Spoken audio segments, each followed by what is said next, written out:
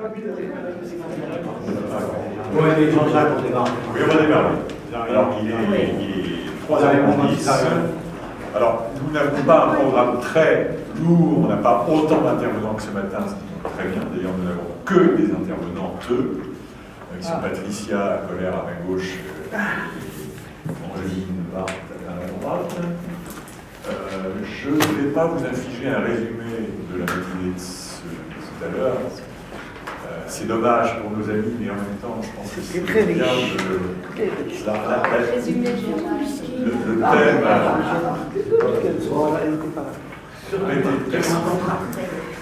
On ne persifle pas le modérateur.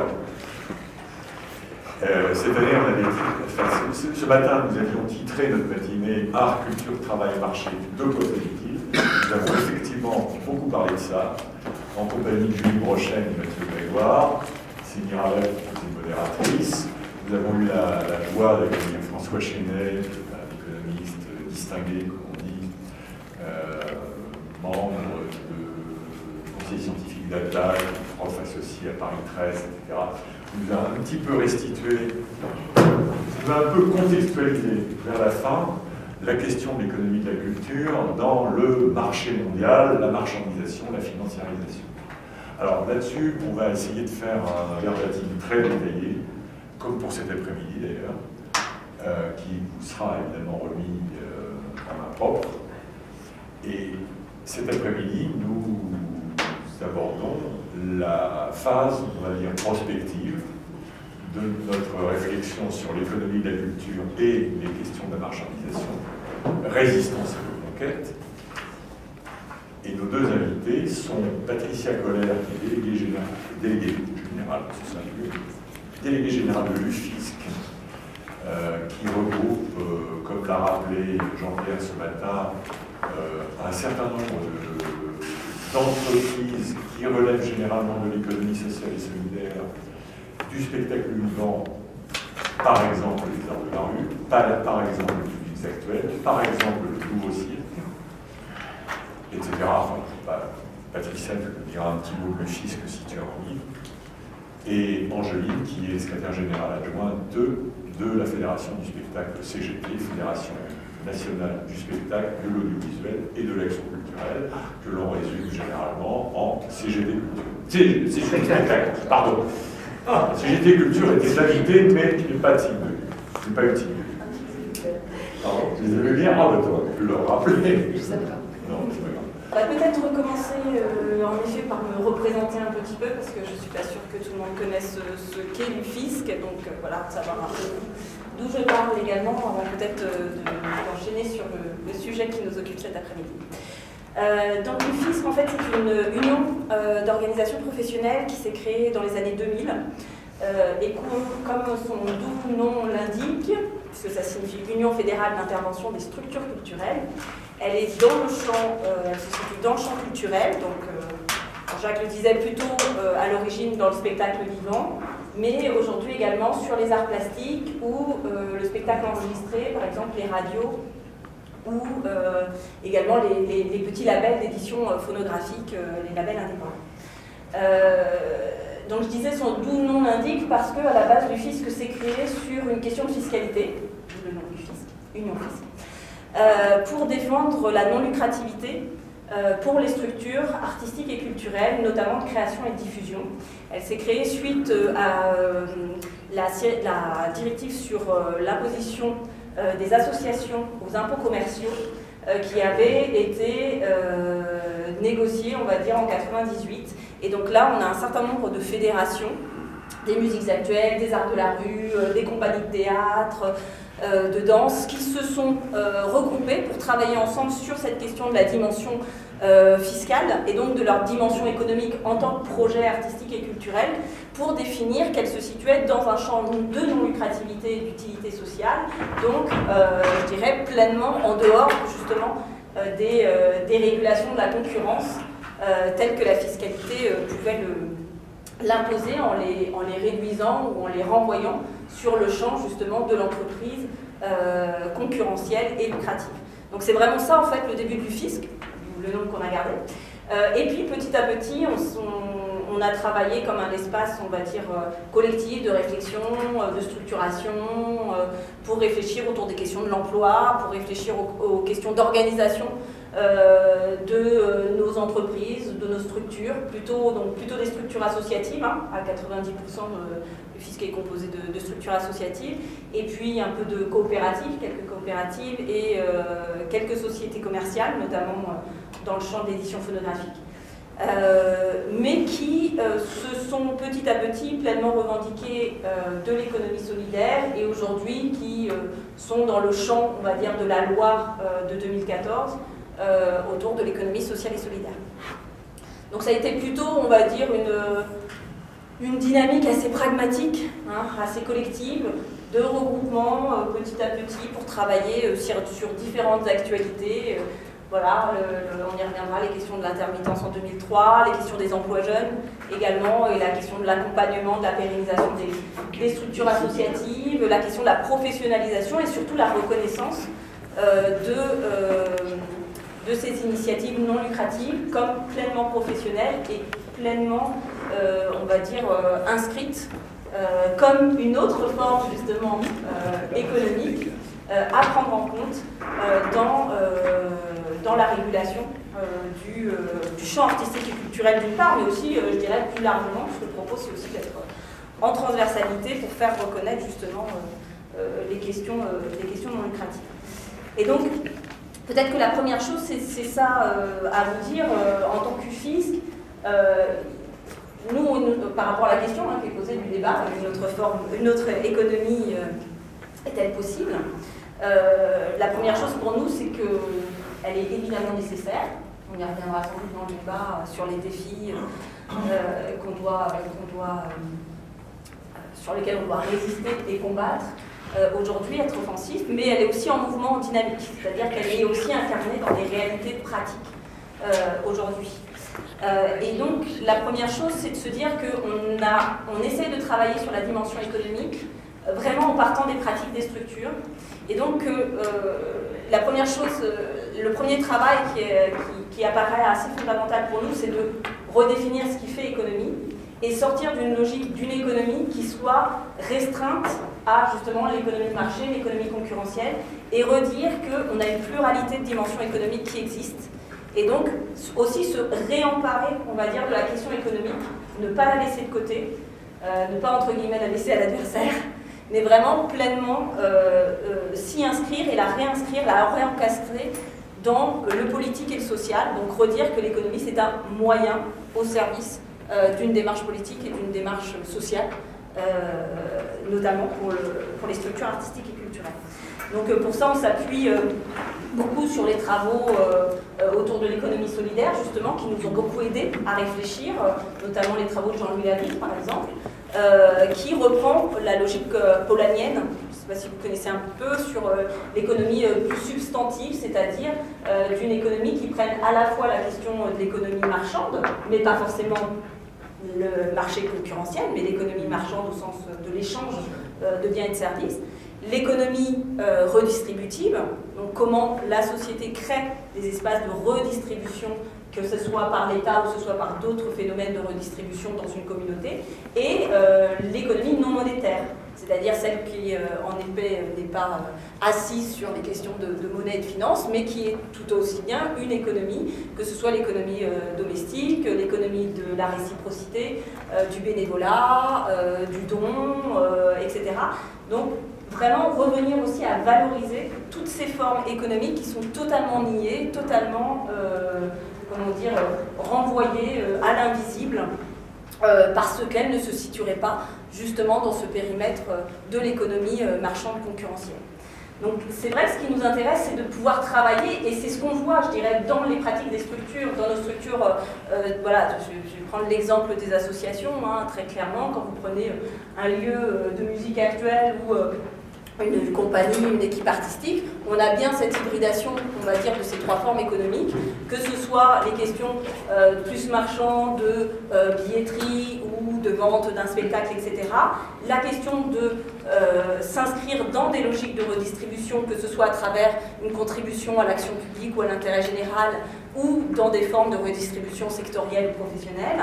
Et puis également, évidemment, toute la partie de bénévolat sur les questions de gouvernance, mais aussi sur les questions d'activité, sur les possibilités de mutualisation, où voilà, on connaît les questions d'hébergement solidaire, etc. Enfin, voilà, il y a un ensemble de pratiques, on va dire, qui s'inscrivent comme ça dans une logique d'économie plurielle. Et il nous semble qu'il est absolument nécessaire de se réinterroger sur ces catégories de l'économie. Donc ça, c'est une première chose. Ça s'inscrit à la fois dans la question de la micro-organisation des structures, mais c'est aussi évidemment la question aujourd'hui de le prendre en compte dans une régulation plus large, plus globale. Il faut aussi que dans la régulation de l'économie, on prenne en compte cette pluralité des formes économiques et qu'on ne soit pas seulement sur une régulation quelque part qui, on va dire de manière très dominante aujourd'hui, ça pourra faire débat, mais je pense que vous en serez d'accord, de manière très dominante aujourd'hui est plutôt une logique de régulation de la concurrence, donc des principes concurrentiels, de marché concurrentiel. On a encore des formes de régulation sur la redistribution, mais on a très peu cette réflexion sur les économies plus non monétaires ou justement de la réciprocité égalitaire que l'on peut défendre dans des formes justement issues des logiques associationnistes. Donc c'est vrai que pour nous c'est un peu un travail un peu quotidien parce que c'est à la fois par rapport aux structures de terrain, de réussir à se défendre contre des injonctions un peu permanentes qui seraient de ressembler au modèle dominant, par exemple de l'entreprise dominante. Donc c'est vrai que c'est là où, merci Jean-Jacques, tu mettais sur le programme ce fameux tiers secteur, qui a du mal à exister parce qu'en effet, autant on reconnaît, et c'est marqué dans le Code civil, et je pense que vous suivez la loi Pacte aujourd'hui, comme nous, sur est-ce qu'on peut considérer qu'une entreprise est autre chose qu'un espace qui permet à ses actionnaires de se partager un certain profit, et est-ce qu'on pourrait la faire évoluer vers autre chose. Mais quelque part, aujourd'hui, le modèle référent, le modèle dominant de l'entreprise reste l'entreprise capitaliste à but lucratif. Et pour exister autrement que cela, c'est extrêmement difficile, d'où le fait que même si la loi pour l'économie sociale et solidaire ne remplit pas, n'est pas allée aussi loin que ce qu'on aurait aimé, notamment parce qu'elle ne reconnaît pas justement toute la logique non monétaire des initiatives citoyennes, et il y aurait d'autres éléments sur lesquels on pourrait discuter, mais elle marque au moins la capacité d'entreprendre autrement, avec justement une finalité sociale, une finalité autre que lucrative qui passe en premier, la question de du réinvestissement dans le projet, la question d'une gouvernance démocratique, plus collective, etc. Elle marque un certain nombre, en tout cas, d'éléments qui nous permettent de penser différemment. Donc voilà, c'est un point d'appui, on va dire, pour aller plus loin. Sur cela, il y a aussi comment dire, un ensemble de pratiques quotidiennes qui font que dans le champ, notamment artistique et culturel, ça permet, on va dire, de perturber un peu la manière que l'on a de penser, par exemple, la question voilà, de l'entreprendre individuel ou collectif, donc de gérer en effet la question des singularités des individus dans une logique d'entreprendre, et donc d'éviter de tout concentrer sur une logique d'individu et de chef d'entreprise, pour plutôt préférer une logique plus collective qui va être, évidemment, c'est dans toutes les pratiques, c'est une progression vers laquelle on tend, mais qui va être plutôt de prendre en compte les capacités des personnes qui forment la communauté de personnes qui forment les entreprises. Puisque, comme vous l'avez compris, les entreprises dont on parle, elles ne sont pas assises sur le capital, mais ce sont des sociétés de personnes. Donc c'est d'abord la personne qui est au centre, on va dire, du projet collectif. Donc ça, c'est une manière de penser différemment. On va essayer de tendre à, en effet, des logiques de gouvernance qui soient plus participatives, qui soient plus horizontales dans l'organisation notamment du travail, qui soient peut-être aussi plus multiparties prenantes, c'est-à-dire ne pas considérer que la structure n'est une prise en main que pour ceux qui y travaillent, ou ceux qui auraient intérêt à porter le projet, mais aussi les partenaires, aussi les bénéficiaires de l'action, aussi l'environnement territorial dans lequel il se construit. Donc comment on crée en fait des espaces différents d'organisation du projet pour tenir compte de l'environnement dans lequel on agit. Donc ça c'est aussi un point très important. La question des parcours professionnels, évidemment, qui est également très important, c'est-à-dire de considérer que, notamment dans le champ artistique et culturel, on est dans des espaces de réseau professionnel, on est dans des espaces de terreau professionnel, et donc c'est moins la question du talent que la question de la diversité et de la question de la prise en compte des capacités de chacun qui va être importante, et comment on va réfléchir justement à de nouvelles solidarités organisationnelles pour tenir compte de la singularité, on va dire, des parcours de chacun en s'appuyant sur une logique de réseau territorial, enfin d'espace territorial ou d'espace professionnel.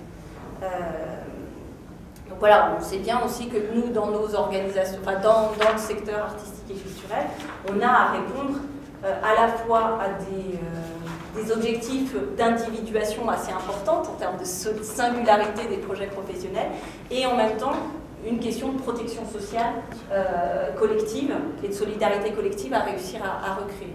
Donc voilà, donc ça c'est aussi un aspect mais très très pragmatique qui se fait aussi dans les structures. Il y a évidemment, et je pense qu'on en reparlera, les questions de mutualisation sociale globale comme ce dont vous avez discuté ce matin avec Mathieu, mais il y a aussi sur le terrain, dans les structures mêmes, comment et sur les territoires, comment on crée des espaces de coopération, on crée des espaces de mutualisation qui re-questionnent les questions de solidarité et qui re-questionnent les questions de redistribution des ressources pour des projets dont ceux que je représente sont quand même très souvent assez précaires. Mais ça sera après, j'imagine. Je voulais avoir un petit exemple, en fait. De structure ? Ouais. Par exemple, on peut avoir des collectifs artistiques, dans le cirque ou dans les arts de la rue, par exemple, qui vont être en collectif au sens où ils vont rassembler dans une entité ou dans un espace particulier plusieurs projets artistiques, plusieurs projets, on dirait, de compagnie, et ils vont réussir comme ça à créer des coopérations qui permettent à la fois des projets ponctuels tels qu'on l'a dans les spectacles concrets, les tournées, etc. Et en même temps, une entité qui reste permanente et qui permet des redistributions dans des parcours de vie ou des parcours de travail, en fait, où à des moments, on joue, on est très actif sur un projet particulier, et à d'autres moments, on va plutôt être sur l'entité collective, sur des logiques d'administration, sur le festival créé sur le territoire, etc. Et donc, on recrée comme ça des solidarités. Mais c'est des choses à regarder assez finement, parce que c'est évidemment pas facile, parce que d'une part, c'est pas ce qui est attendu comme projet, donc très souvent, les partenaires publics ne comprennent pas, etc. Mais en même temps, puisqu'on cherche des exemples, est-ce que tu considères que, par exemple, la Cité des Arts de la rue de Marseille fait partie de ce que tu viens de décrire? Peut-être à un stade un peu supérieur, il y a déjà un peu plus des grosses structures, un peu plus institutionnelles, etc. Mais néanmoins, je crois qu'ils parviennent à tresser des synergies, à faire des trucs en commun, le festival qui a lieu tous les mois d'octobre, par exemple, etc. Ouais, pardon. Dans la Cité des Arts de la rue à Marseille, il y a un CDN. Oui, le public n'est pas tout à fait un CDN.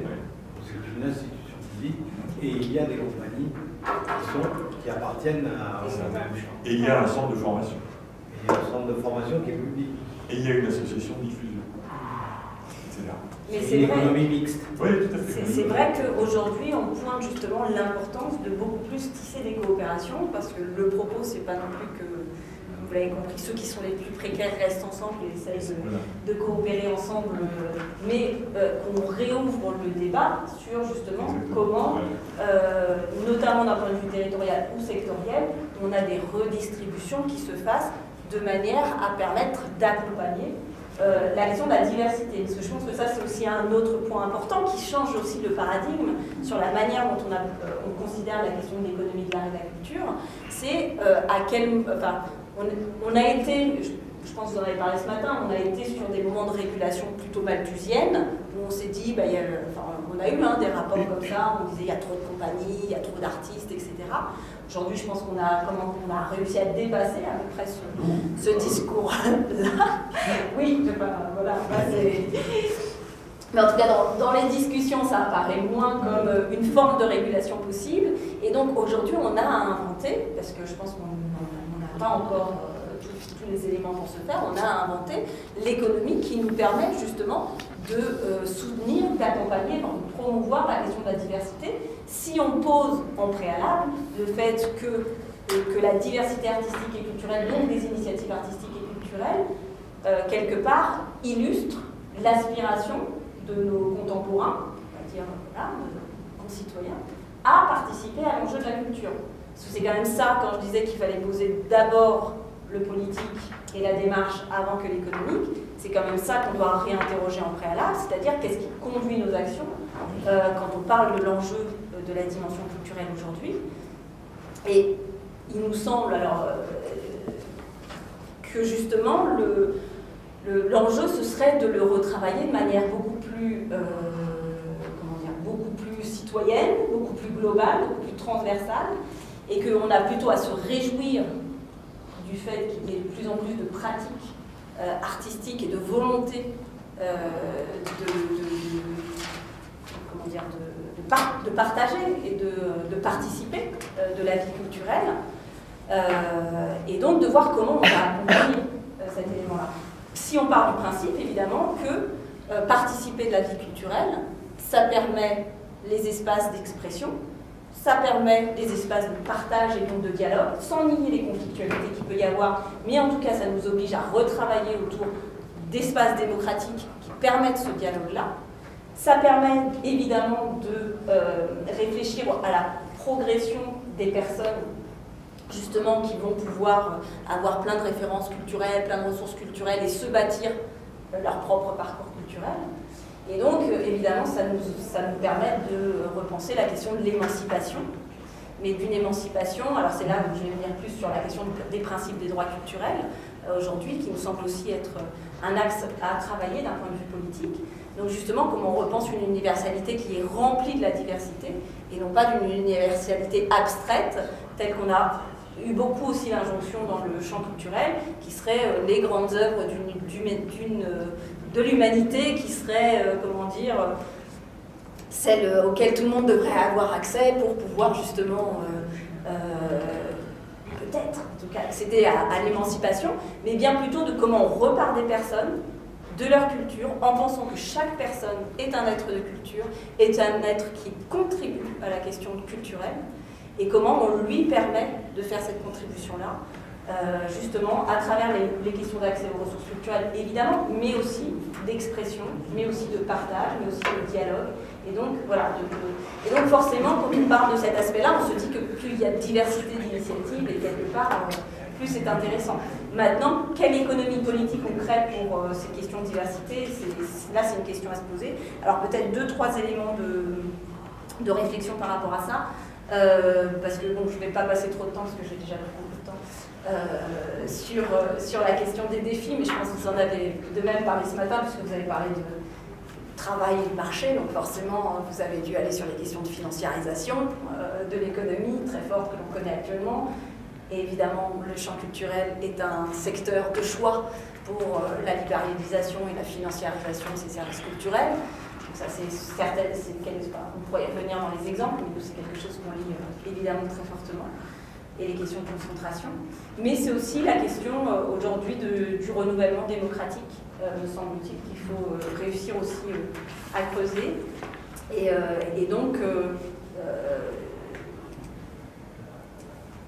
je pense que quelques aspects sur lesquels on essaye de travailler, voilà, c'est ce que je vous disais, repenser la question de l'économie aujourd'hui, réinterroger nos catégories sur l'économie, et donc aussi sur, notamment ce que je vais plus représenter, ces initiatives non lucratives qui sont quand même issus plutôt du privé, hein, qui s'inscrivent pas, qui ne sont pas de l'administration, directement dans les missions de service public définies par l'État ou les collectivités territoriales, dont on pourrait par ailleurs parfois réinterroger aussi l'aspect démocratique, mais ça viendra pareil dans la discussion. Mais donc ces initiatives, à un moment donné, qui se revendiquent en tout cas de s'inscrire dans l'intérêt général, comment on fait pour les accompagner? Est-ce qu'il y a une alliance qui est faite avec elles? Ou est-ce qu'on préfère les renvoyer à l'espace marchand et l'espace concurrentiel? Ou à la marginalité. Ou à la marginalité. Mais aujourd'hui, je pense qu'il y a une vraie entreprise de l'espace marchand pour les récupérer. Oui, tout à fait. Donc je pense que c'est une question assez claire qui se pose. On voit. D'ailleurs, ce n'est pas seulement dans la culture. Hein. Dans tout le champ associatif, social, etc., il y a une offensive marchande pour récupérer tous ces services-là. Donc à un moment donné, il y a quand même une vraie question de savoir si on les supporte, si on les soutient, ou si on préfère une récupération marchande. Évidemment, la régulation positive, à mon avis, à avoir, à retravailler sur la question des services publics comme de ces initiatives non lucratives d'intérêt général. Ça, j'en donne pour exemple juste tout le travail qu'on a fait autour de la question des aides d'État au niveau européen. Je ne sais pas si c'est quelque chose qui vous parle, mais comment dire, l'interdiction par principe de l'intervention publique au niveau européen sous prétexte de concurrence libre et non faussée comme primauté de la régulation. C'est un peu dommage qu'on n'arrive que à créer des exceptions à cette question du principe de concurrence et qu'on ne travaille pas suffisamment à une reconnaissance pleine et entière de ce que seraient les services d'intérêt général comme intervention publique totalement légitime et positive. Là, on est parfaitement d'accord, à ceci près que ça pose la question des traités. Ah, tout à fait. On y reviendra après sur un certain nombre d'éléments au niveau de la question européenne, je suis d'accord. Après, tout ça est bien complexe. Mais en tout cas, c'est vrai qu'on voit qu'on traite quand même souvent sous le trait de l'exception. Et donc, il y a peut-être aussi une offensive à reprendre sur quelque chose qui soit plus positif, on va dire, entre guillemets. Et puis après, moi, il me semble que oui, il y a quelque chose de l'ordre de la démocratie, en effet, à réinterroger, au sens de ce que nous, on appelle les logiques de co-construction de politique publique. Donc, est-ce qu'on a des espaces, des dialogues plus participatifs, qui prennent plus en compte, justement, les citoyens dans leur capacité de réfléchir la question des politiques publiques, de l'intérêt général.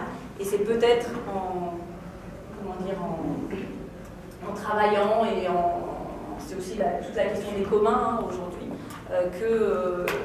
qu'on réussira peut-être aussi à refonder cette fameuse régulation positive autour des questions de solidarité et d'intérêt général. Super. Alors, Estelle, je suis scénariste et je fais partie du collectif PCF. Et donc tu nous as donné beaucoup d'informations, enfin tu m'as donné beaucoup d'informations, Patricia. Et tout à l'heure, quand je voulais poser la question sur l'idée du vivre ensemble ou de service public, de l'art au service de la société, j'imagine. Et quel exemple encore tu connais? De l'art au service de la cité, quoi. Ah ouais, je pense que c'est quelque chose qui se fait dans beaucoup de pratiques déjà aujourd'hui, mais sur lequel on peut encore progresser. Mais que ce soit sur la question de dire le monde, et donc de se remplir justement de représentations symboliques qui ne soient pas celles de la standardisation marchande, etc., mais qui soient justement des manières de penser aujourd'hui le monde, parce que les représentations symboliques nous permettent de le penser, de le construire, de le bâtir, de l'habiter, ce monde. Et donc déjà, d'une part, de permettre ces expressions artistiques, donc que ce soit à travers de la création, mais aussi l'accompagnement pratique des personnes, des amateurs, ou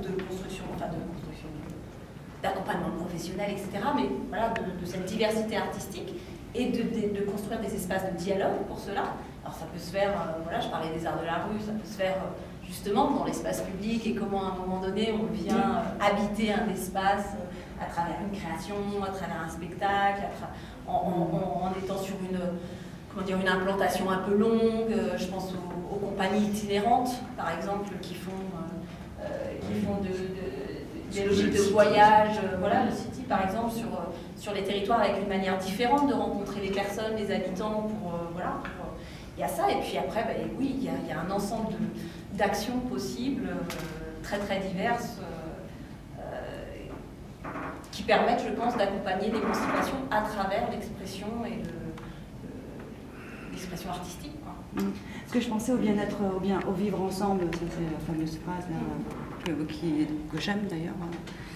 Et s'il y avait des projets qui permettent aux gens la mixité, dont tu parlais, la mixité, les ghettos, de pouvoir réunir les gens, de pouvoir leur faire penser autrement. Je pense, comme je suis assez optimiste envers l'être humain, je pense que s'ils se réunissent, etc., ça peut beaucoup améliorer de choses. Et je me demandais qu'est-ce qu'il y avait comme genre de projet. Est-ce qu'il y a des projets qui visent à réunir des milieux différents, etc., qui ne se rencontreront jamais ailleurs. Jean-Robert, il y avait Jean-Robert juste avant. Okay. On va demander Jean-Robert et Daniel qui est prêt. On enchaîne. Oui, Jean-Robert, il est quoi? Oui, tout à fait, bien sûr. Allez. Ouais. Moi, une fois Non, il y a Daniel avant toi. Non, Jean-Robert, pardon.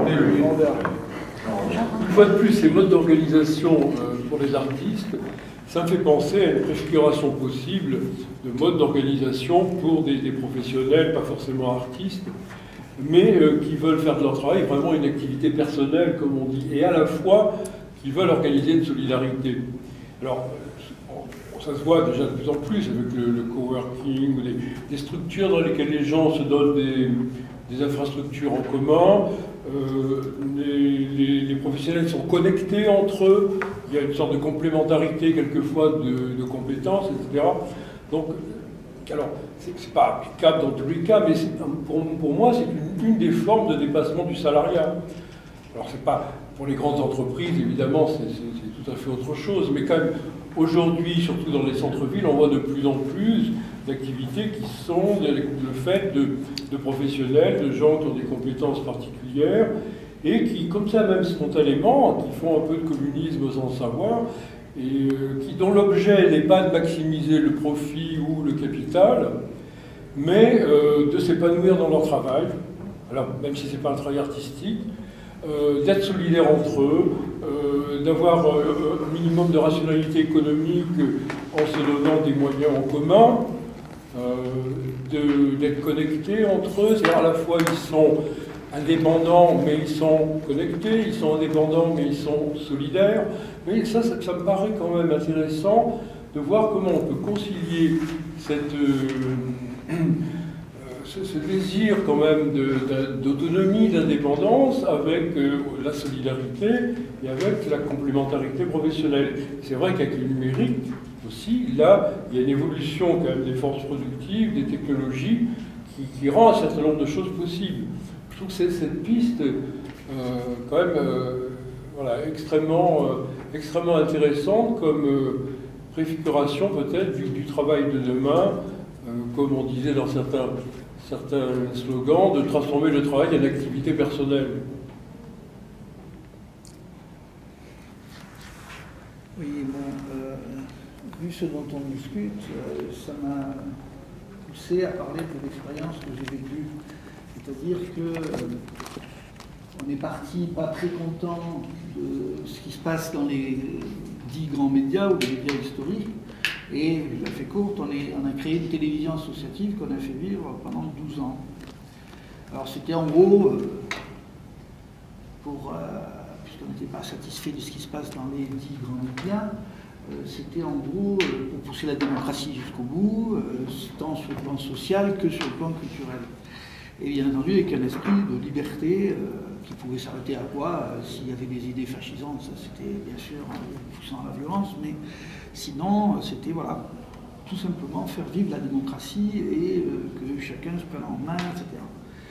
Alors, si je parle de ça rapidement, c'est que ça a été très intéressant d'un point de vue démocratique et en même temps, avec cette expérience, je suis obligé de dire que ça a ses limites et je suppose qu'on va en parler. Hein. Je dirais même que je pensais que c'était même un peu presque provocateur, parce que par exemple, nous, on avait dit, on souhaite que ce soit dans le cadre public.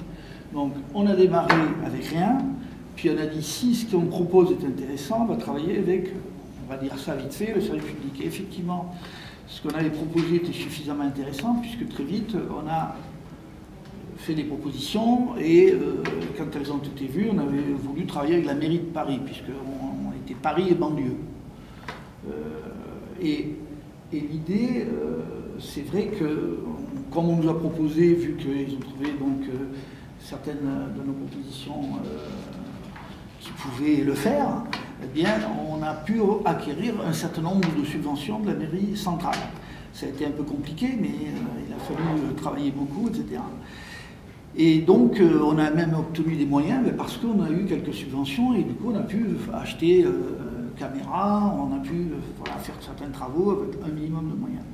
Cela dit, c'était un peu un travail de titan, et ma question aujourd'hui, c'est que là, on est obligé de travailler avec l'idée, comme tu dis, communiste, de partage, etc., de, je répète, de démocratie poussée le plus largement possible, et en même temps, là, quand on a essayé, notamment, de faire aller plus loin et d'avoir des moyens, on a senti le besoin, vu que ça se développait, qu'on était de plus en plus nombreux, on a demandé à la région, par exemple, d'avoir des emplois, parce qu'on voyait bien qu'on n'arrivait pas à tenir.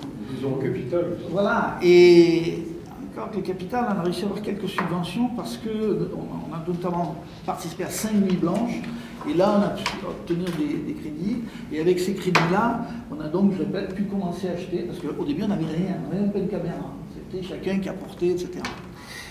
Mais voilà, moi je suis obligé de dire avec cette expérience quand même que ça a posé des questions sur le plan des moyens, puisque la région ne l'avait pas caché, hein, il y a eu, à l'époque c'était la vice-présidence au niveau de la culture était tenue par notre camarade communiste, où toi aussi Jean-Jacques tu as beaucoup travaillé, et donc il nous avait bien dit d'entrer, attention, ça va être difficile qu'on crée des emplois. Aussi bien pour le spectacle vivant que pour toute autre chose, aussi bien, par exemple, les radios libres que pour nous, télévision associative, libre, etc. Et de fait, il n'y a pas eu de création sur aussi bien des gens qui étaient plus anciens que nous, etc. Alors, autant ça a été super important, parce qu'on a été, et je vais faire courte, c'est qu'on a travaillé sur les questions là, mais aussi sur les questions de la démocratie, puisqu'on a travaillé, et il a fallu se battre, y compris sur la question des grands médias. On a été amené à travailler avec les médias historiques. Ça n'a pas été simple, mais avec une grosse bataille, on a réussi à dire c'est pas vrai, certains étaient plutôt, allez, on va dire gauchisants, anarchisants, si on veut ce terme, et du coup on a réussi, avec notamment une réunion à Marseille importante, aux friches de la Belle Donnée, si vous en souvenez, et on a donc pu, avec la bataille des idées, donc dire qu'est-ce qu'on peut faire pour travailler avec les historiques qui se battent à l'intérieur des structures, et nous qui sommes donc indépendants, etc. Il faut savoir que le Parti communiste était le seul à avoir travaillé vraiment sur ces questions-là.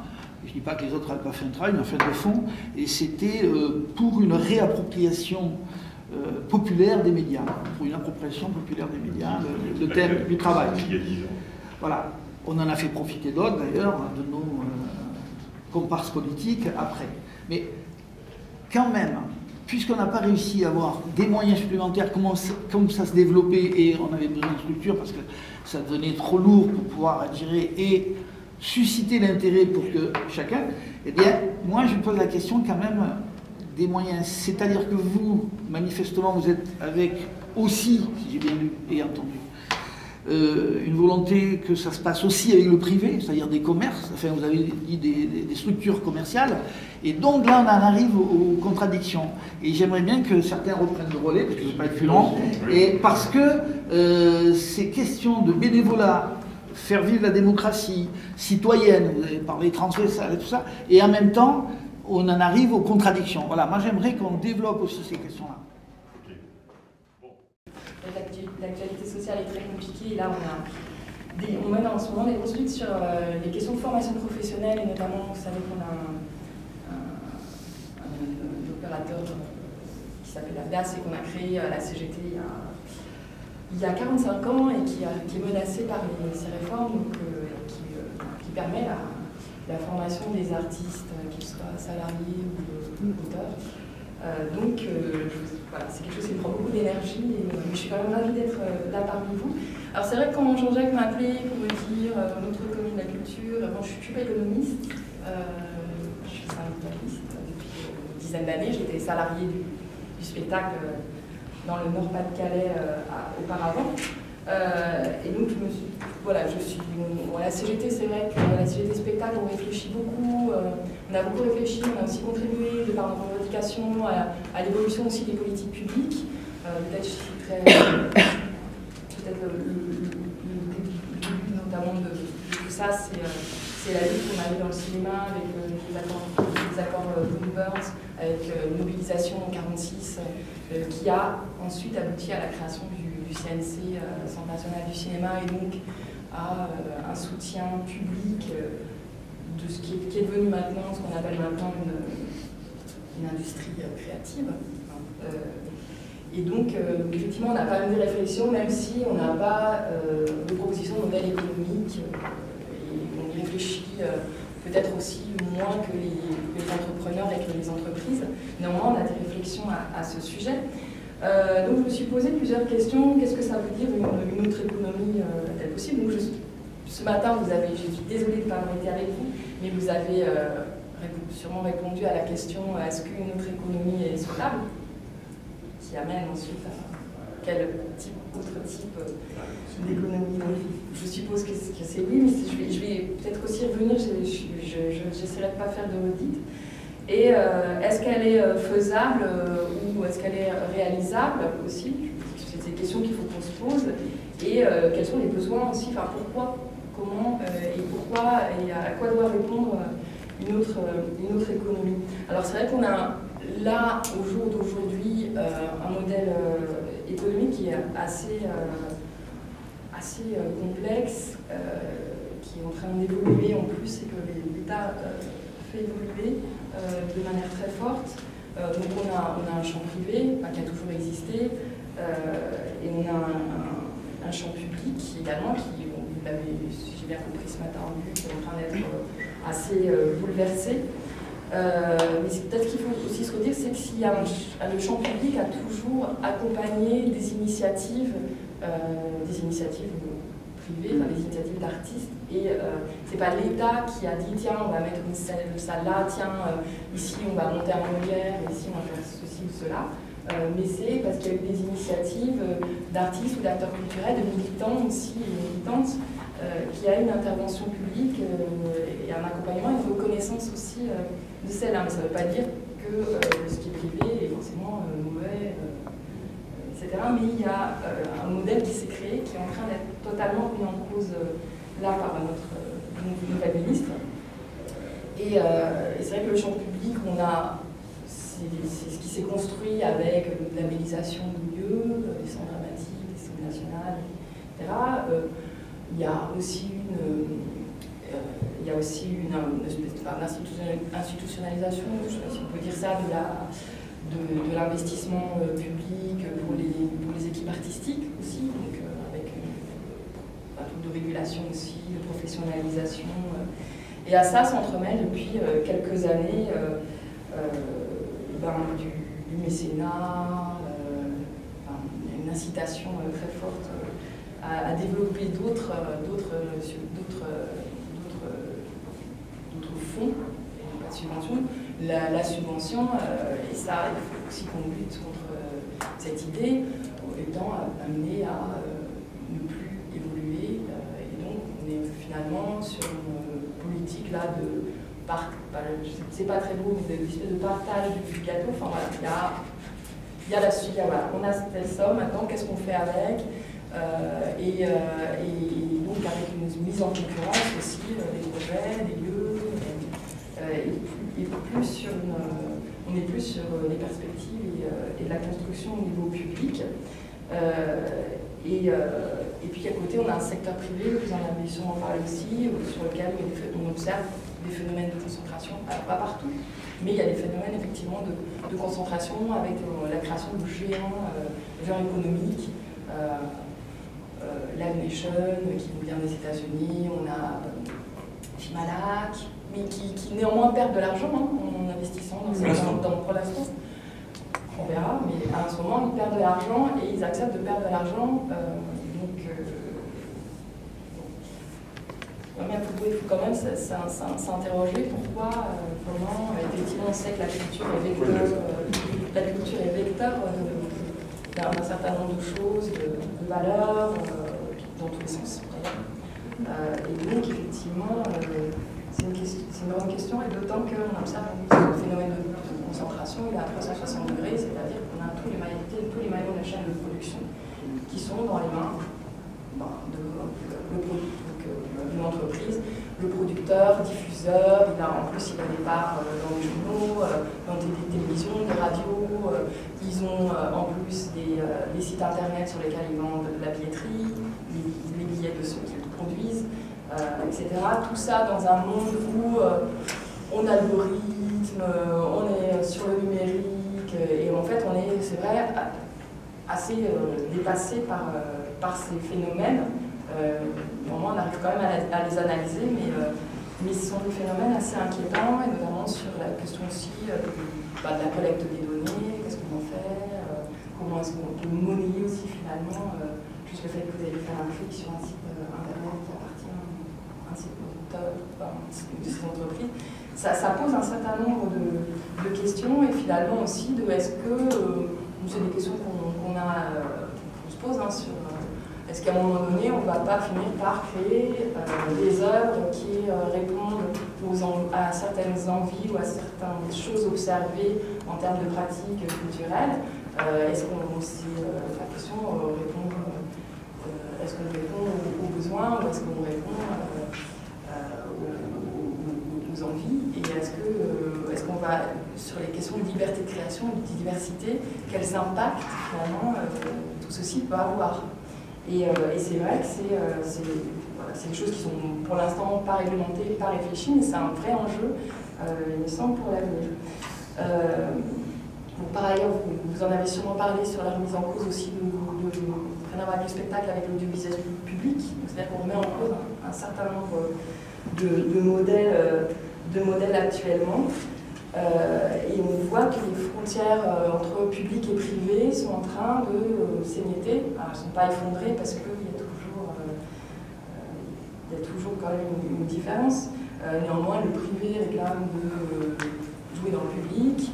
Le privé, finalement, réclame pourquoi ils n'auraient pas de subvention eux-mêmes. Et il y a un effondrement, mais il y a en fait une vraie remise en cause, mais on la voit un peu partout. D'un schéma, de valeurs, d'histoire, et qui est assez, me semble, inquiétante en termes de possible libéralisation de nos secteurs. Et aussi sur ces questions-là, on parle de plus en plus aussi d'entrepreneuriat culturel. Comme dans la vie, tout le monde est entrepreneur, tout le monde est entrepreneur. Peut-être qu'on peut rebondir aussi sur ce que tu disais, mais qui n'était pas du tout, mais qui peut amener aussi à ça en libéralisant les choses, sur l'individualisation. Est-ce qu'on finirait par tous être entrepreneurs qui pose la même question que dans tous les secteurs. Est-ce que tout le monde a vocation à être entrepreneur ou pas? Est-ce que tout le monde a vocation à monter un projet? Et finalement, est-ce que la culture, le spectacle, le cinéma, est-ce que on peut réduire ça aussi à l'entrepreneuriat? Évidemment, mais il faut qu'on fasse attention avec ce sont des mots qui deviennent de plus en plus prégnants. Le ministère de la Culture organise un forum de l'entrepreneuriat culturel depuis le départ. C'est vraiment, c'est même pas Macron, ça vient d'avant. Et donc sur ces questions d'un nouveau modèle économique, je me suis posé la question aussi en fait, à quoi il doit répondre. Je pense qu'il y a d'abord les besoins, puisqu'on parle de, j'ai pas encore prononcé ce mot d'ailleurs, mais de service public finalement. Donc c'est aussi les besoins il me semble qu'il faudrait d'abord qu'on réfléchisse aux besoins du public en termes d'offres, de maillage du territoire.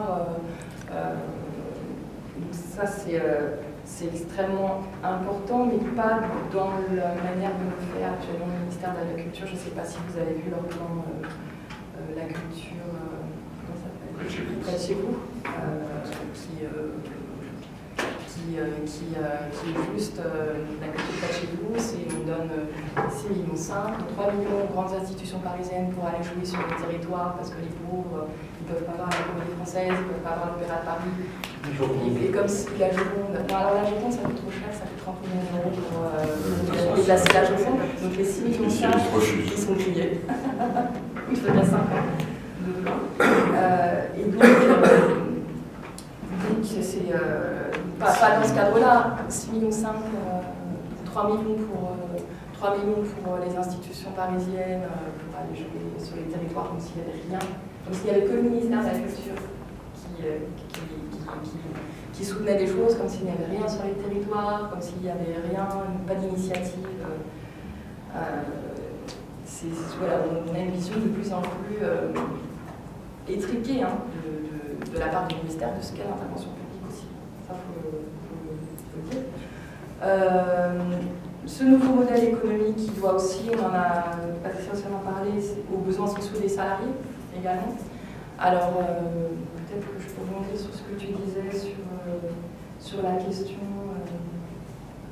de dépasser le salariat, justement, à ce moment-là, parce que je pense que dans mon secteur, plus que le dépassement du salariat, c'est plus la question du lien de subordination qui est dépassé, ou en tout cas en tentative de dépassement, plus que la question du salariat, puisqu'on, en tout cas, nous, si je ne sera pas là-dessus, parce que on a quand même construit un certain nombre de droits sociaux. Alors tout le monde connaît l'assurance chômage, on a aussi la formation professionnelle, on a aussi ce qui concerne la santé, la médecine du travail, la prévoyance en cas d'incapacité de travail, etc. On a quand même construit autour de l'intermittence pour pouvoir faire en sorte que, je pense que c'est important, les artistes, les techniciens, les gens qui travaillent dans nos secteurs puissent vivre de leur métier, tout simplement, et travailler dans des conditions décentes. Et c'est vrai qu'on remarque quand même assez souvent, on en parlera, c'est des questions de mutualisation, ou après j'en reparlerai aussi sur les questions de distribution, elles s'en font aussi souvent quand les choses se précarisent et on se resserre, et c'est à ce moment-là seulement où on se dit ah bah tiens, peut-être qu'on pourrait faire autrement, peut-être qu'on pourrait etc. Je pense qu'on a quand même besoin, en cherchant qu'est-ce qu'elle pourrait être ce nouveau modèle, ce nouveau modèle économique,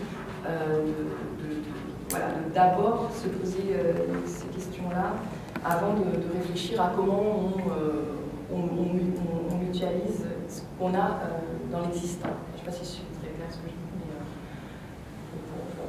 excusez-moi, je suis fatiguée. Mais voilà, c'est d'abord de penser à nos besoins et après on les évalue et il faut qu'il y ait un sens et avant tout une raison à la mutualisation, parce que c'est là qu'il faut qu'on travaille aussi autrement, qu'on apprenne à travailler autrement, ça c'est évident. Ensuite, le nouveau modèle économique qui doit évidemment répondre aussi aux questions de diversité, de liberté d'expression, liberté de création également, et également aussi aux besoins d'émancipation aussi de la population, parce que c'est des grandes thématiques sur ce modèle et le besoin d'émancipation, où qu'on soit, que ce soit de l'école, mais pas seulement à l'école, parce que c'est vrai que là, par exemple, les politiques ministérielles sur l'élection artistique, on va mettre une chorale dans chaque école, etc. Mais qu'est-ce qui se passe après l'école? Qu'est-ce qui se passe dans le monde du travail?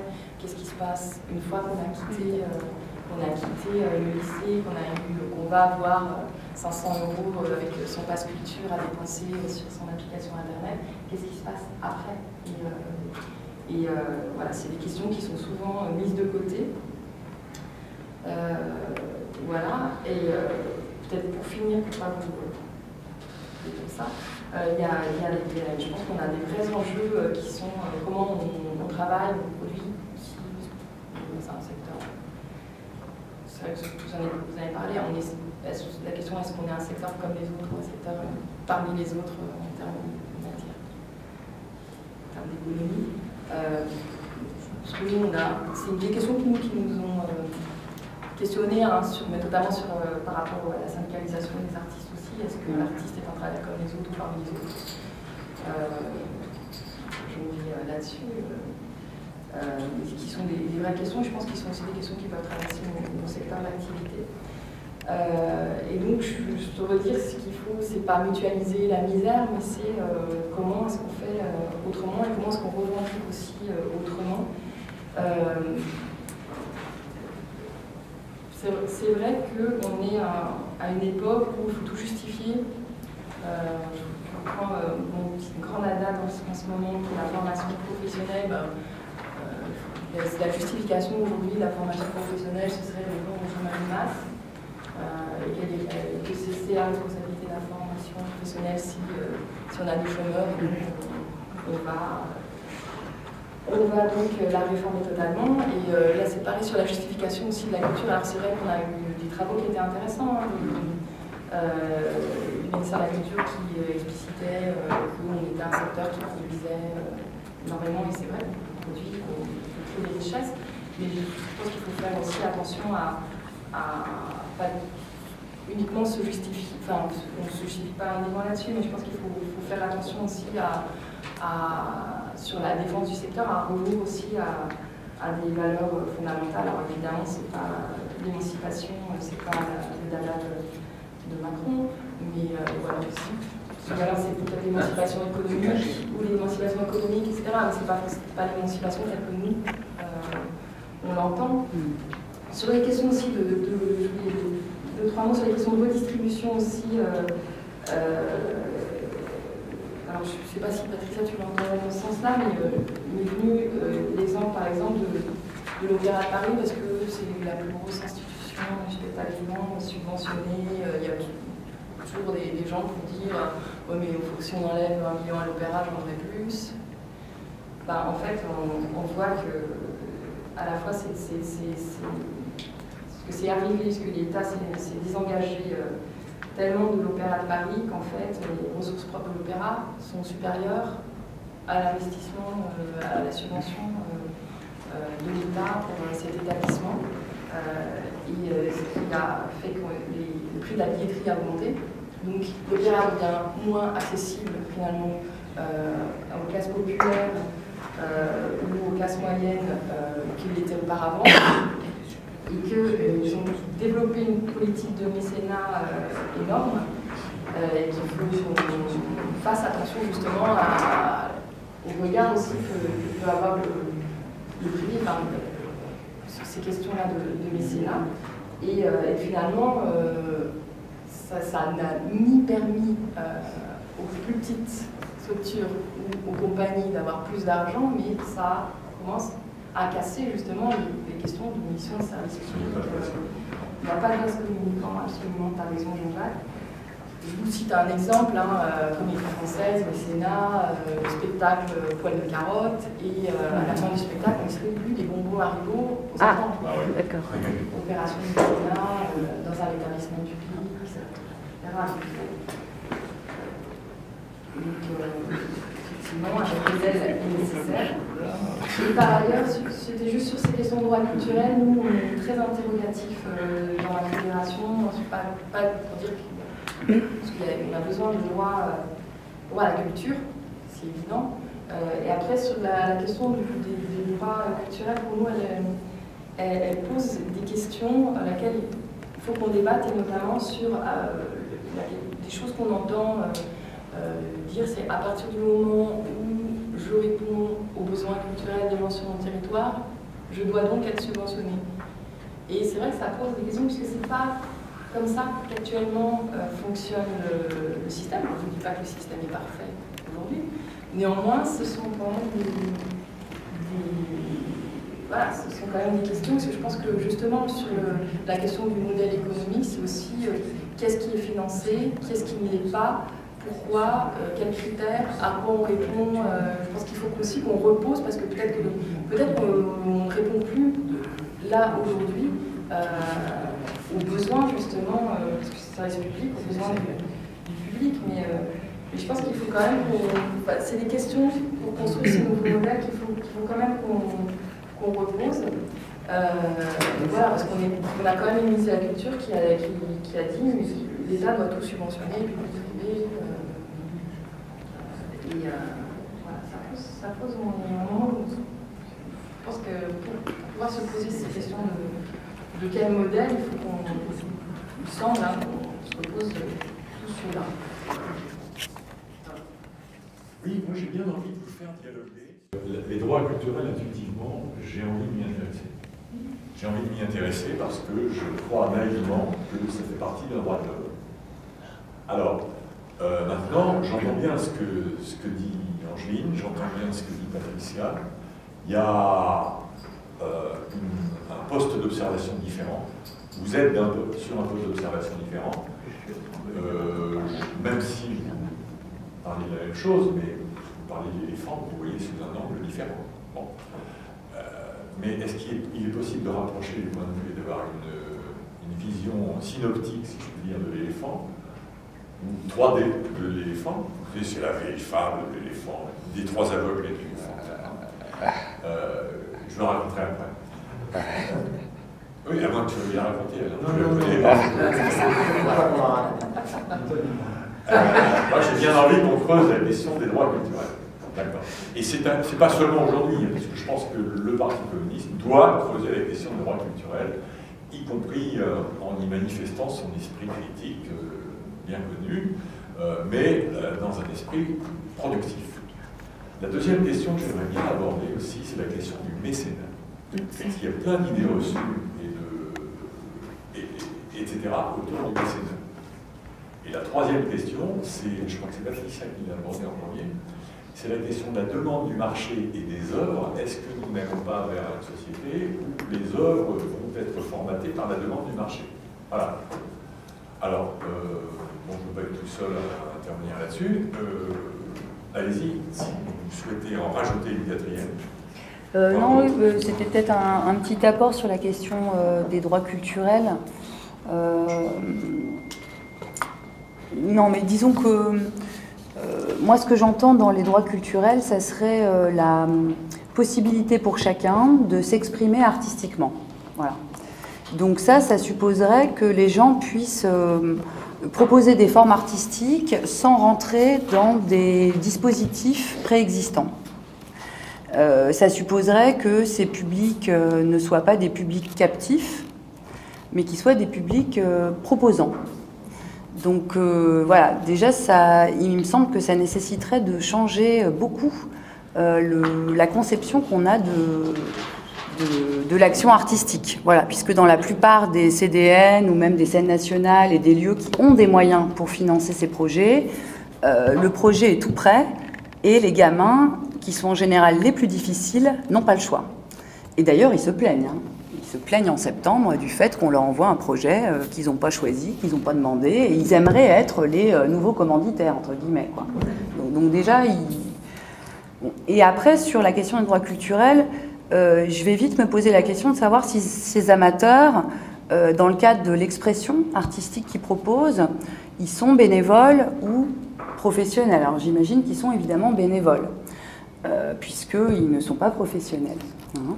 Et s'ils sont bénévoles, à ce moment-là, il ne faudrait pas que leurs propositions viennent prendre la place dans des programmations de quelque chose qui devrait être de l'art. Et quelle différence, nous, on fait, et je pense qu'on en fait une, entre ce qu'est un amateur et un professionnel. Et on est inquiet, enfin moi je me demande encore, et peut-être que certains d'entre vous le savent, je ne sais pas comment Pomera a payé tous ces amateurs dans son spectacle sur la Révolution française. Je sais que la législation a changé sur les amateurs, je ne sais pas exactement comment, je serais assez curieuse d'avoir des infos là-dessus, voilà. Et du coup, si ces amateurs finalement jouent sur les plateaux ou peuvent prendre la place dans des programmations, puisque si on regarde même des maisons qu'on aime bien, je sais pas, comme la MC 93 de Bobigny, qui fait un travail plutôt formidable en ce moment. Bon, bah, finalement, entre un spectacle, la fabrique d'expériences, un atelier ou une chose mixte avec des bénévoles, des semi-pros, etc., en tant que spectateur, moi je m'en fous maintenant. Hein. Je sais pas, je suis allée voir le travail de Nicolas Bigard sur les derniers jours de l'humanité de Karl Kraus. Si vous avez envie de monter les derniers jours de l'humanité de Karl Kraus et vous pouvez avoir envie de le monter, ben, il faut 250 personnes. Donc ça ne peut se faire que si c'est des amateurs qui le font. Voilà. Et du coup, c'est un peu une autre chose, mais ça va avec. C'est dire que nous, en tant que professionnels, plus on se rapproche des amateurs, et plus on est prêt à travailler gratuitement. C'est-à-dire que plus on est proche, en tant que professionnel, des publics voilà, précaires, et moins on compte nos heures. Hein. Donc, si c'est en prison, ben, c'est pas grave, on peut faire 15 rendez-vous gratuits, et là, on compte plus notre temps de travail. Donc, ça, c'est aussi intéressant à observer, c'est-à-dire que on ne donne plus la même valeur à notre temps de travail selon pour qui on travaille. C'est-à-dire il y a des patrons qui payent bien, puis il y a des patrons qui payent moins bien, et on est prêt à baisser le prix de nos prestations en fonction du patron avec qui on travaille. Voilà. Et du coup, bah, sur les droits culturels, je pense que... Enfin, moi, la question que je me pose, c'est celle de la professionnalisation aujourd'hui. C'est-à-dire, c'est quoi la différence entre un professionnel et un amateur ? On est beaucoup, aujourd'hui, nous, on nous demande de parler de l'actualité. C'est-à-dire que si on a envie de travailler, Alain s'en fout et Jean-Pierre également, mais c'est pas grave. Mais si on a envie de travailler sur... mais c'est pas grave. C'est enregistré. Mais bien sûr, je leur renverrai la synthèse. Mais du coup, si on a envie de... je dirais qu'on... Voilà, pour finir et pour conclure, on est vraiment... je dirais qu'en tant qu'artiste, on n'a pas envie d'être... En tant qu'artiste, on n'a pas envie d'être assigné à un travail artistique qui porterait sur le seul réel immédiat. C'est-à-dire qu'un artiste, a priori, le réel immédiat, ça ne l'intéresse pas. Voilà. Un artiste, il a envie peut-être de travailler sur, je sais pas, les origines de la démocratie, sur Échille, sur l'Orestie. Il a peut-être des choses à dire, mais il y a toujours l'idée du détour. Et voilà, moi, je suis assez inquiète de cette espèce d'assignation au réel et au fait qu'on devrait, en tant qu'artiste, répondre à des questions de précarité très immédiates à travers nos formes et nos spectacles, parce que voilà, la réponse, elle est jamais si directe, et voilà. Cela dit, si je viens sur la dernière question, je ne pense pas beaucoup avancer en disant qu'il y a unanimité autour de cette table sur cette question. Le refus de l'artiste de se faire instrumentaliser, de se faire transformer en travailleur social, j'ai rien contre. Bien au contraire, les travailleurs sociaux, mais chacun son métier, c'est unanimement partagé. Oui. Aucun d'entre nous ne peut tolérer cette idée. Oui, mais on répète souvent entre nous qu'on n'en fait jamais assez pour les publics en difficulté. Il a été question ce matin d'une forme de fracture, et on pourrait dire qu'elle n'existe pas, que le travail se fait, que la démocratisation, elle est toujours en cours. Moi, j'étais à la Comédie Française hier avec 15 élèves de Drancy. Enfin, je veux dire, on est tout le temps en train de faire ce travail. Donc, c'est difficile d'accepter, même au sein du parti, des discours un peu fatalistes sur une démocratisation qui aurait échoué, alors que dans les faits, elle est à l'œuvre. Tu ne l'entendras pas ici. Voilà. Hein, à la bonne heure. Oui, justement, là-dessus, c'est y compris un débat... une position, une posture aussi, je ne sais pas, qui est très très forte là actuellement dans les services du ministère de la Culture. On a des gens qui viennent avant la militants, des gens qui venaient au secteur, qui ensuite allaient travailler au ministère de la Culture. Attends, on a des énarques, des gens qui ont des tables recettes. On les voit à l'œuvre, qui ont donc à des postes et qui effectivement sont sur cette position. Je pense à Pascal Perrault, notamment, notre qui est adjoint à la direction générale de la création artistique, et qui nous explique qu'il ne se passe rien, que l'État fait rien, qu'enfin eux ils vont faire des choses en bouleversant tout, c'est quand même un petit qui me dit: mais vous vous rendez compte qu'il y a des gens qui ne vont pas au théâtre? Si, et là on fait on ne savaient pas. Enfin, évidemment qu'il se passe des choses, et je suis d'accord avec toi, on a vachement tendance à se flageller aussi, nous-mêmes à dire la démocratisation culturelle a échoué, etc., etc. Non, il se passe des choses. Alors, en fait, il se passe des choses à des échelles qui sont tellement petites. On fait des choses avec 2 personnes là, 10 personnes là, 15 personnes là, on n'est pas sur la masse. Donc effectivement, je pense que c'est ce qu'on doit aussi continuer à défendre, même si face à des gens qui ont des tableurs Excel et qui travaillent que comme ça, et en fait finalement ce que vous faites ça ne sert à rien, donc on va massifier, c'est ça le projet, le plan choral, dans chaque école, mais ça ne veut pas dire que tout le monde va être touché, etc. On fait ce plan en plus avec la chorale, on sait que ça ne coûte rien, qu'on trouvera sûrement un prof qui sera hyper content parce qu'il chante dans une chorale à côté. Et donc effectivement c'est un plan qui finalement ne va pas coûter grand chose à l'État, mais qui permet d'annoncer des chiffres fabuleux. Moi j'avais vu ça aussi sur ces questions de chiffrage. J'ai travaillé à Lille et en fait il y avait une œuvre qui était exposée, je ne sais plus de qui, alors, devant la gare, et donc on nous a expliqué en termes d'impact sur le public le nombre de gens qui prenaient le train, donc ça faisait tant de millions de personnes qui avaient vu cette œuvre. Sauf que oui, ils l'ont vu, mais ils n'ont peut-être pas regardé.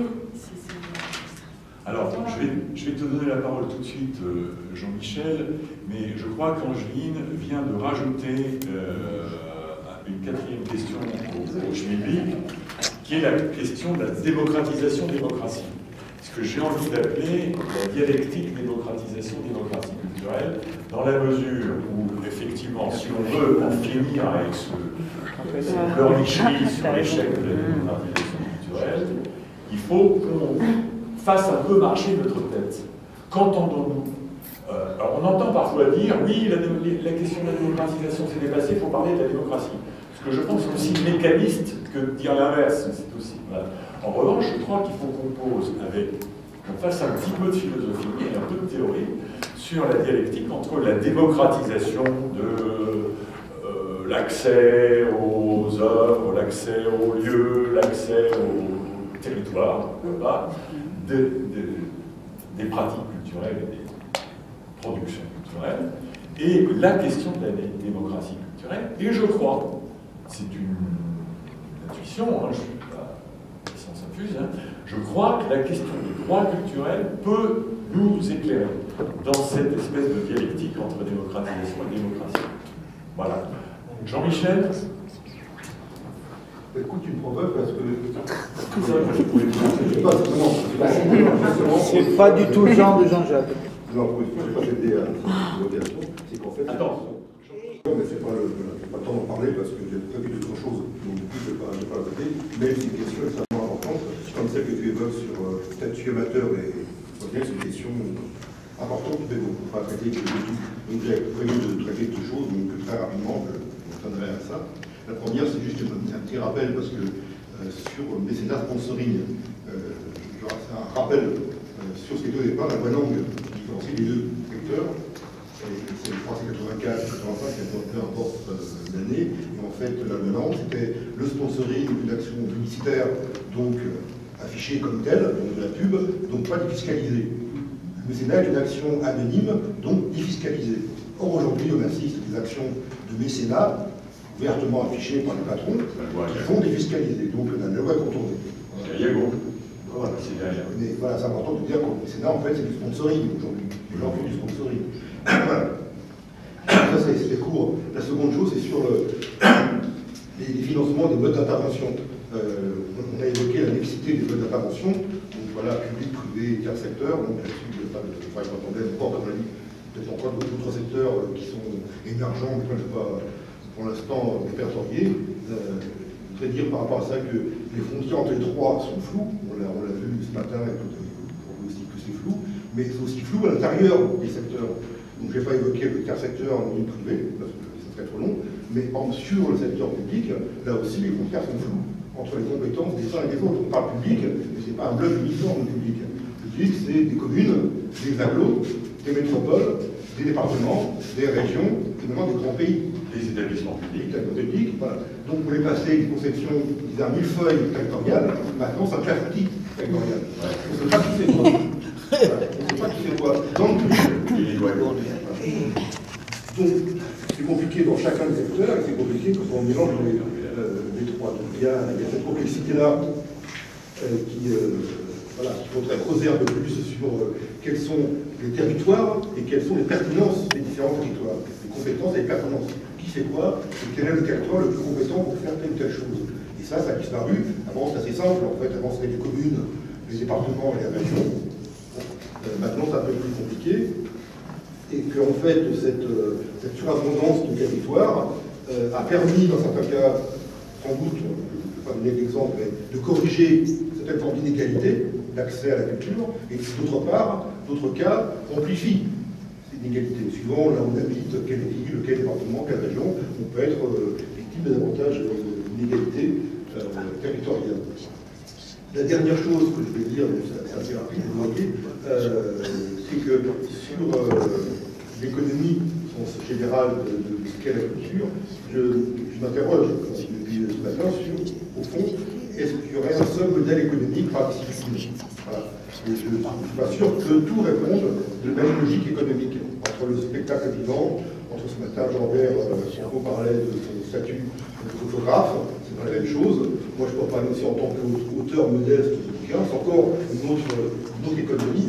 Je pense qu'il y a aussi à voir par rapport aux différents modes de structure et de modèles économiques, mais que quel que soit le modèle, qu'il soit libéral ou même alternatif, pour reprendre ce que tu disais, même dans l'un de notre cas, il me semble qu'il y a quand même un préalable, qu'il ne faut pas que nous on oublie en tant que militants communistes, c'est le fait que ces deux modèles-là, quel que soit l'un ou l'autre, ils fonctionnent à partir d'un préalable qui est quand même une paupérisation des publics et une faillite culturelle.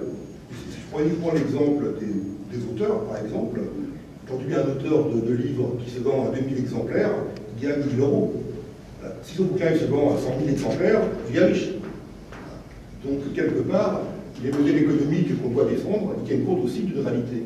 Et quand Jean-Robert évoquait son statut de photographe et qu'il dit qu'il doit courtiser des gens qui ont du fric pour nous faire payer, parce que sinon il n'y a pas d'argent, ce n'est pas les galeries qui vont acheter en masse ces œuvres. Il renvoie aussi au fait que, beaucoup de gens n'ont pas le moyen de s'acheter des œuvres d'art, même des photographies.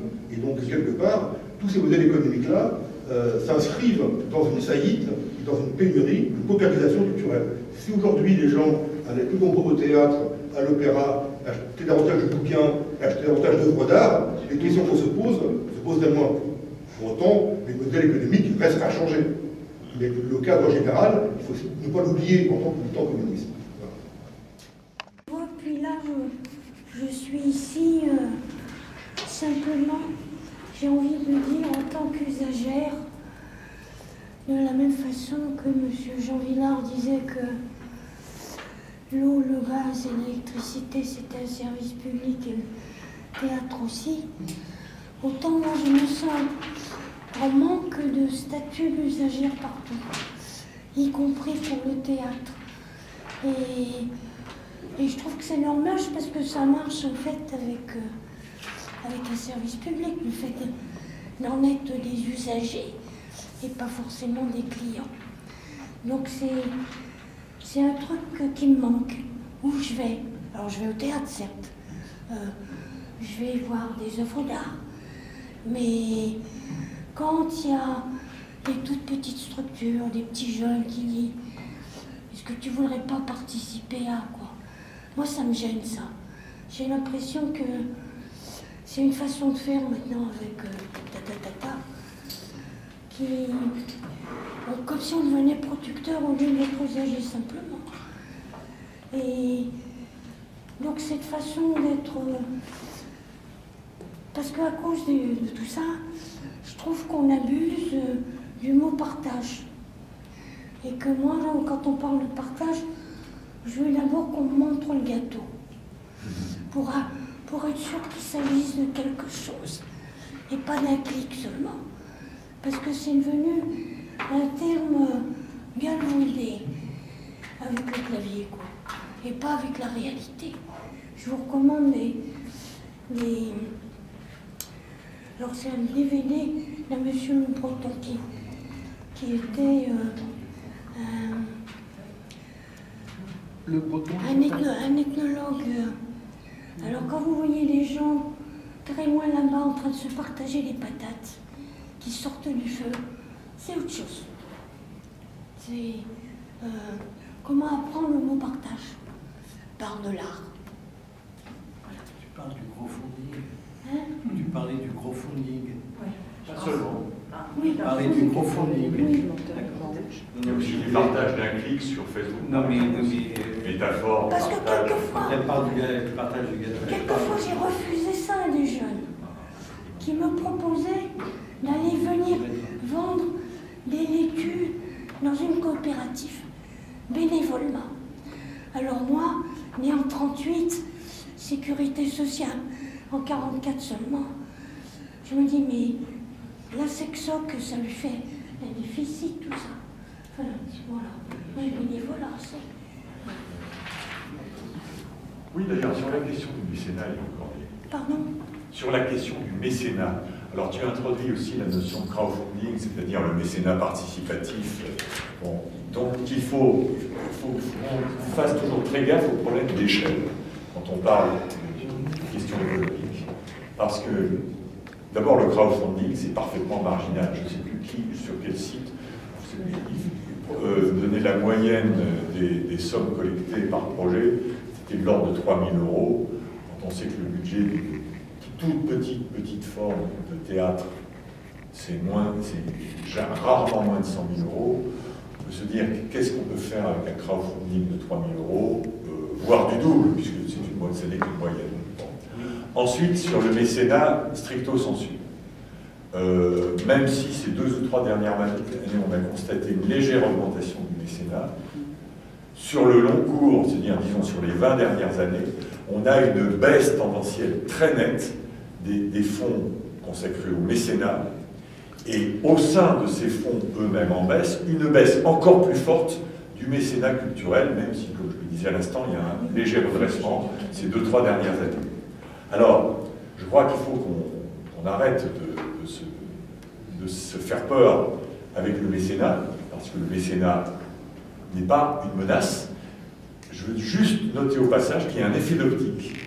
Il y a les grosses fondations, Vuitton, Bernard Arnault, tout ça, etc., qui engloutissent un pognon monstrueux, qui investissent un pognon monstrueux dans des actions de type artistique, qu'ils ont tendance à nous faire croire pour du mécénat, ce que ce n'est pas du tout. Voilà, c'est le Comme tu es modérateur. que je voulais apporter. Il s'est fait donner la parole. Mais il ne modère pas lui-même. Il s'est fait donner un peu la parole. Allez. Je m'étais un petit peu donné la parole. Un enjeu que vous avez soulevé, parce qu'il y en a eu beaucoup, que c'est compliqué là dans le temps partie d'essayer de questionner beaucoup de choses, mais en effet, je pense que la première chose, en effet, sur laquelle j'aurais envie de revenir, c'est sur la question des droits culturels, puisque c'est quand même, voilà, quelque chose qui apparaît plus fortement aujourd'hui parce qu'on a un contexte où c'était dans la loi, et comme vous le rappelez, il y a toute la responsabilité publique autour des questions culturelles qui est en jeu actuellement, avec toute la recomposition territoriale aussi, et de savoir quelle responsabilité publique, comment elle est organisée, quelle coopération, et donc à partir des droits culturels, est-ce que ça nous permet de renouveler justement un peu les fondamentaux de cette responsabilité publique. Donc moi, ça me semble intéressant d'y revenir, d'abord de manière assez fondamentale, je le disais aussi, de revenir à la question des principes fondamentaux qui nous conduisent. Je pense que c'est d'abord de ça qu'il faut partir, avant de savoir quelle organisation économique nous pose de manière à favoriser cette exigence autour de la question de l'assurance des droits humains. Alors juste simplement de se dire que les droits culturels, c'est pas seulement le secteur artistique, ou c'est pas seulement l'expression artistique, puisque c'est plus global que ça. Hein, le champ culturel, enfin la dimension culturelle, elle parle de la question des modes de vie, elle parle presque de la question économique, parce que la question économique, c'est aussi une organisation culturelle de nos sociétés, quelque part. Elle parle aussi des religions, elle parle voilà, de beaucoup de choses dans la manière dont les êtres humains réussissent à vivre ensemble, justement, et on pourrait se dire le mieux possible dans un dialogue, dans un partage, ce que vous disiez. Donc comment on organise ça, c'est pas facile, évidemment pas, on le saurait sinon, et on n'aurait pas non plus les niveaux d'extrême droite qu'on a chez nous si on avait peut-être aussi cette exigence beaucoup plus forte. Tout ça pour dire que je pense que les droits culturels, il faut aussi qu'on arrive à les réfléchir en interdépendance avec les autres droits humains. Il ne s'agit pas de les réfléchir seuls, il s'agit de les associer à la question des droits sociaux, à la question des droits civils, à la question des droits économiques. Et évidemment qu'on ne pourra pas aboutir sur les droits culturels si on ne travaille pas de la même manière les autres questions. Donc ce qui est intéressant, c'est qu'on voit aujourd'hui que justement, il y a des réflexions, il y a même des démarches qui sont en train de se reconstituer autour de cette interdépendance entre les droits. Et ça permet justement peut-être aussi de réfléchir la question amateur-professionnelle de manière différente, parce que je pense qu'elle se lit dans le champ du spectacle, mais là on est sur une démarche un peu expérimentale avec un petit collectif, un collectif de réseau autour de la question des droits culturels, et il y a aussi par exemple les libraires ou les éditeurs indépendants dans le collectif, ou un certain nombre aussi de médias, et on voit que la question elle est posée de la même manière aujourd'hui. Est-ce que, comment on fait avec une aspiration citoyenne beaucoup plus forte, de participer à la question médiatique, donc à s'exprimer sur les journaux, sur les radios, comment on fait pour l'auto-édition, avec toute cette volonté des personnes parfois d'être aussi dans l'écriture, etc. Alors est-ce qu'on a intérêt, nous, à se dire il vaut mieux la faire décliner, parce que sinon ça va en effet prendre la place d'un certain nombre de moyens de subsistance et de rémunération des professionnels, ou est-ce qu'on organise en effet une économie différente qui permet de tenir l'objectif de diversité et d'espace d'échange.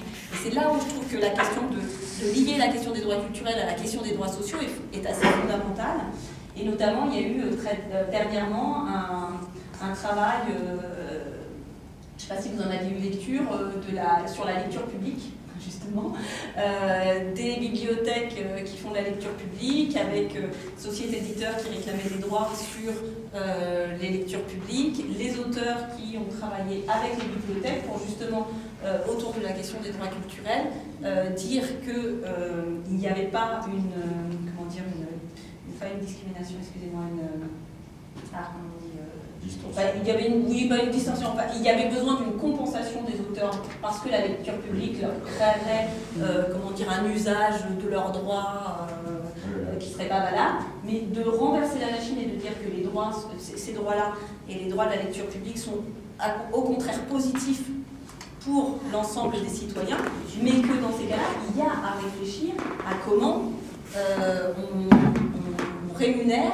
Et peut-être il y a une participation sur justement des caisses collectives, Donc c'est peut-être cette logique-là qu'il faut dire à repenser, et plutôt que de créer des exceptions, retravailler nos manières de penser l'organisation des rémunérations et des subsistances et des métiers, et comme on dit souvent, vivre de son métier, en retravaillant l'équilibre des droits. Mais je ne pense pas que ce soit en abaissant...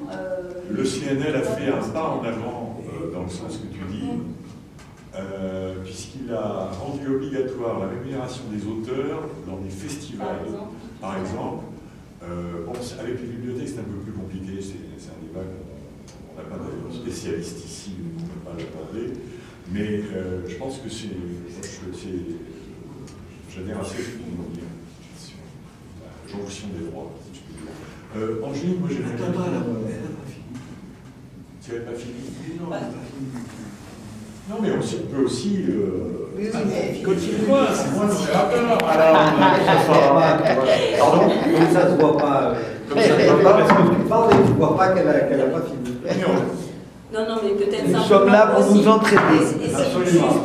Juste, parce que par rapport au débat où, quand même, pour faire aussi un petit peu de provoque, ça va pas être complètement... Je pense qu'il y a quand même quelque chose qui est de l'ordre de la redistribution qui a interrogé aujourd'hui. Alors fondamentalement, je suis complètement d'accord, il y a aujourd'hui un discours qui est repris par tout le monde, qui est celui de la raréfaction des financements publics, qu'on entend partout, dans tous les débats, qui est toujours, sans doute pas ici, ce qui est très bien, mais c'est vrai, très souvent, que ce soit au niveau des collectivités, etc., on parle de la raréfaction, c'est l'expression.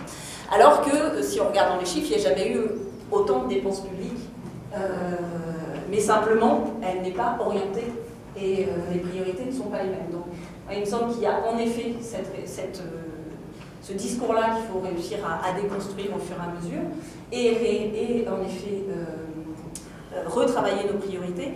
Après, dans notre secteur même, si là on parle des modèles de nos secteurs professionnels et de leur organisation économique dans la question de la chaîne de valeur, il y a quand même à réfléchir à l'amont, à l'aval, de comment aujourd'hui, en effet, la précarité, elle se vit beaucoup dans l'amont quand même et beaucoup dans les espaces de création, alors qu'il y a un certain nombre justement de valeurs qui monétaires, pour le coup, voire financiarisées aujourd'hui, comme on le disait, par les grands groupes qui concentrent aussi et rachètent plutôt ces espaces-là. Comment aujourd'hui on peut recréer des mécanismes de redistribution qui sont aussi à repenser quand même aussi dans l'espace des services publics. À mon sens, il y a aussi quand même des réflexions à amener à cet endroit-là. D'accord, mais il faudrait qu'on interroge aussi la notion de redistribution, qui est parfois un petit peu ambiguë aussi. Mais bon. Il faudrait retravailler ce qu'on appelle richesse. Oui, tout à fait. Il faudrait qu'on y a un vrai boulot d'économie de la culture à refaire et à reposer des bases théoriques, etc. Et bon, mais là, tu as fini. Oui, je suis d'accord avec les inégalités, etc. Angéline, est-ce que tu voulais revenir peut-être sur les droits culturels et les pratiques amateurs? Moi, j'ai envie d'avoir ton avis sur les pratiques amateurs, parce que là, je précise un peu ma question, parce que la notion de pratique amateur recouvre au moins deux réalités différentes qu'il faut bien distinguer sous peine de tomber dans un confusionnisme déplorable. Bon, les professionnels n'ont qu'à se féliciter de l'existence de praticiens amateurs, ne serait-ce que pour une raison très simple qu'on connaît bien, c'est que les amateurs fréquentent 3 fois plus en moyenne que les non-amateurs les disciplines artistiques professionnelles. Donc ça, c'est des chiffres assez anciens mais assez connus. Alors maintenant, il y a aussi, je vais vous citer un exemple assez amusant, même s'il est un peu ancien. Ça permettra de parler d'autre chose. Non mais vas-y. Non mais j'ai fini. Pas de souci. Excusez-moi, ça c'est beau. Non mais oui, je voulais parler, c'est assez parce que tout ça s'entremêle. Enfin, il y a la question de la place du public, effectivement, où des fois c'est vrai qu'on parle beaucoup de service public et c'est vrai qu'on a tendance à pas forcément toujours parler du public. C'est aussi des choses finalement à creuser. Et donc la question du public aussi, des amateurs dans les spectacles. Enfin, qu'il y a une question. En fait, moi, je pense que je mettrais ça en lien avec le fait qu'actuellement, on est en train de basculer, on parle du ministère, en privilégiant l'action culturelle à la création, qui est en disant, on a quand même ce monsieur Pascal Pelot, la direction générale de la création artistique, qui dit quand même qu'il y a une explosion de la création, il n'y a pas assez de lieux pour les accueillir, donc il faut qu'on crée moins. Ça nous explique quand même, c'est pour ça que par rapport à ce que tu as dit tout à l'heure, le discours revient quand même qu'on n'avait pas entendu de cette manière, porté par le ministère de la Culture. Il faut moins créer, il faut plus diffuser, on touchera plus de public si on diffuse plus, c'est un peu paradoxal, mais bon, ouais. Il faut organiser aussi des tournées rationalisées, il faut rationaliser les choses, enfin, c'est toujours monsieur Ballon. Néanmoins, on est quand même sur je pense qu'il y a des choses qu'il faut aussi poser dans la question du modèle, modèle économique, c'est aussi la place de l'artiste, la place de l'artiste pansement social aussi. On voit est très très fort, depuis, après les attentats, encore plus fort. Il y a eu des fractures, des échecs, etc., des enfants de la République qui s'attaquent à la République. Donc les artistes, vous avez failli, vous allez devoir aller dans les banlieues comme si on n'avait pas déjà. Et vous avez quand même un rôle de pansement social aussi qu'il faut interroger. Et cette question après des amateurs, où tu commençais à y répondre, Jean-Jacques, effectivement, enfin, de toute façon, les trois quarts des artistes, on ne sait par la pratique amateur. Et la pratique amateur, on engendre après aussi effectivement un certain nombre de choses, de la pédance. J'avais entendu, mais c'était au moment où c'était il y a une vingtaine d'années, qu'il y avait plus de gens qui pratiquaient, qui avaient une pratique artistique en amateur que des gens qui faisaient du foot en amateur. C'est vrai, c'est vrai. Il faut quand même le dire. C'est extrêmement important et enfin, de toute façon, c'est important. Déjà, même vrai pour le théâtre, simplement pour le théâtre. Pas juste pour le théâtre, mais je pense que c'est important, simplement déjà en termes d'émancipation, ça crée des publics aussi. Après, la question, c'est la place des publics dans les spectacles. C'est des vrais débats. On a deux syndicats d'artistes dans la fédération, deux d'artistes salariés, parce que j'ai aussi des artistes salariés. On a deux syndicats qui ne sont pas du tout sur le même positionnement entre les syndicats des artistes interprètes et le syndicat des musiciens, où pour les musiciens serait un peu plus aussi large sur la question des pratiques, parce qu'il n'y a pas de concurrence forcément entre des musiciens amateurs et des musiciens professionnels, c'est pas le même circuit, etc. Alors qu'effectivement, c'est vrai qu'on voit de plus en plus de spectacles qui avec du public, aussi sur scène, des amateurs, ou en figurant, ou en tant qu'acteur. Il y a notamment des projets, ça donne aussi des projets artistiques géniaux.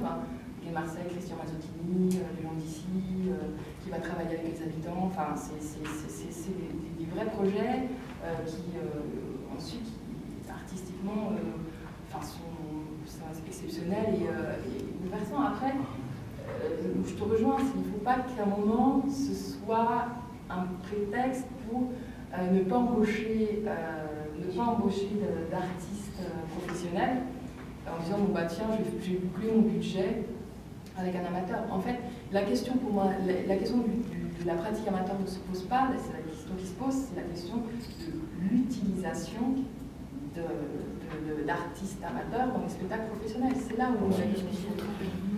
Sinon, évidemment,